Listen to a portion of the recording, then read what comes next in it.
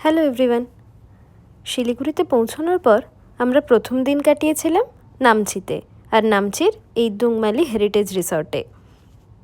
রিসর্টে ঢুকতেই মনে হলো ছবিতে যেমন দেখেছিলাম তার থেকেও অনেক বেশি সুন্দর। সামনে সব কিছু যেন কি সুন্দর ছবির মতন করে সাজানো। আমরা বুক করেছিলাম কটেজ রুম, যেটা কিছুটা ছিল এই রকম।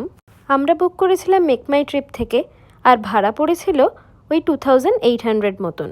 তারপর ফ্রেশ হয়ে একটা দুর্দান্ত লাঞ্চ সারলাম চিকেন থালি দিয়ে।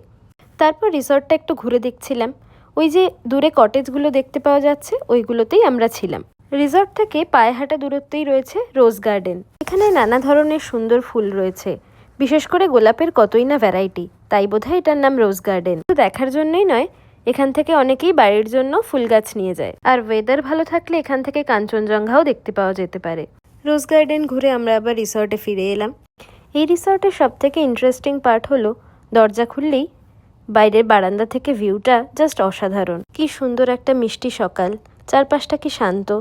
এখানে এলে মনেই হয় না আর বাড়ি ফিরে যাওয়ার কথা। সকাল থেকেই বেশ মেঘ আর কুয়াশা রয়েছে, তাই খুব অল্প সময়ের জন্য আমরা কাঞ্চনজঙ্ঘা একটু দেখতে পেয়েছিলাম।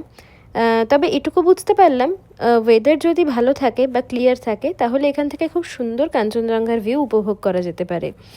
দেন পাহাড়ের স্পেশাল ম্যাগি দিয়ে আমরা ব্রেকফাস্ট সারলাম, আর তৈরি হয়ে আমরা রওনা দিলাম রাবাংলার উদ্দেশ্যে। যারা অফবিটে একদিন ছুটি কাটাতে চাইছো তাদের জন্য কিন্তু নামচি একটা খুব ভালো অপশন।